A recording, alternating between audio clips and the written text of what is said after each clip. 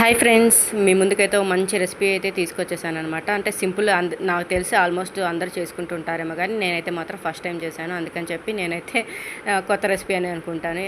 బీరకాయ పచ్చడి అనమాట. ఇంకా దానికి ఏంటంటే మామూలుగా మనం టమాటా పచ్చడికి ఎలాగైతే ఎండుమిర్చి, ధనియాలు, జీలకర్ర ఇలా ఫ్రై చేసుకుంటాం, అలాగే చేసేసుకొని బీరకాయ కూడా ఇలా మగ్గిచ్చేసుకొని టమాటా వేసేసి పచ్చడి ఫస్ట్ టైం ట్రై చేశాను. మాత్రం అబ్బా అదిరిపోయింది, సూపర్ ఉందనమాట. ఎవరైనా మాత్రం బీరకాయ తినని వాళ్ళు ఉంటారు చూసారా, అలాంటి వాళ్ళకి ఇలా చేసి పెట్టారంటే మాత్రం కంపల్సరీగా తినేస్తారు.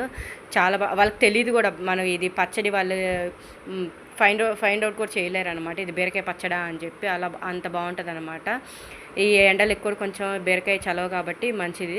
ఇంకా బీరకాయ పచ్చడి చేసి బెండి అయితే ఫ్రై చేసేసాను. ఇంకా బెండి ఫ్రై అనేది ఫస్టే తీయలేదనమాట, క్లిప్ మర్చిపోయాను నేనైతే తీయడం. ఇంక నేనైతే అంత అయిపోయి తినేసిన తర్వాత అయితే గుర్తొచ్చి క్లిప్ తీసాను అనమాట. ఇంకా బీరకాయ పచ్చడి చూసారు ఎంత బాగుందో. ఇంక ఇదైతే రేపటికి ఇడ్లీ వేద్దామని చెప్పి పిండి అయితే నానబెట్టేశాను. ఇంక ఇదైతే నైట్కి పల్లీలు అయితే ఫ్రై చేసి పెట్టుకుంటున్నాను, ఎందుకంటే పొద్దున్నే లేచి మళ్ళీ అలా ఫ్రై చేస్తాంలే అని చెప్పి ముందే ఫ్రై చేసేసుకొని నైట్ పెట్టేస్తున్నాను. ఇంకా పిండి అయితే తిప్పేసుకోవాలి. ఇంక ఇక్కడైతే కుట్టి చూసారా మంచిగా టీవీ టైం అనమాట. నేను పని చేసుకుంటా ఉన్నాను, కుట్టి అయితే టీవీ చూస్తూ ఉంది.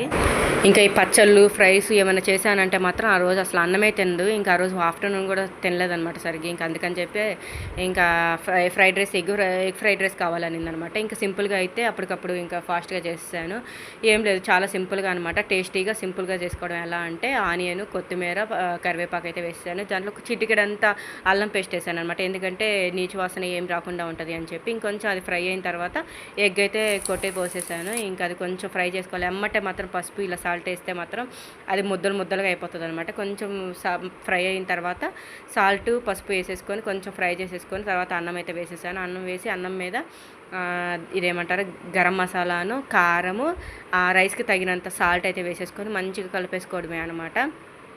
ఇంకా ఇదే సింపుల్గా, ఇలా ఎక్కువ ఇంగ్రీడియంట్స్ కూడా వేయాల్సిన అవసరం లేదు, సింపుల్గా చేసేసుకోవచ్చు. ఇంకా దాని మీద అయితే ఆనియన్స్ ఉంటాయి కదా, ఆనియన్స్ అయితే కంపల్సరీ అడుగుతుంది కూడా కుట్టి కావాలని చెప్పి. ఇంకా అందుకని ఆనియన్స్ కూడా వేసేసి ఇచ్చేస్తే బాగా. మీకు ఈ షార్ట్ వీడియోస్ నచ్చుతున్నాయి అనుకుంటున్నాను. నచ్చితే మాత్రం సబ్స్క్రైబ్ చేసుకోండి, లైక్ చేయడం మాత్రం మర్చిపోవద్దు. మీకు నా మినీ వ్లాగు రెసిపీస్ నచ్చితే మాత్రం లైక్ చేయండి, సబ్స్క్రైబ్ చేసుకోవడం మాత్రం అస్సలు మర్చిపోవద్దు. Okay friends, bye.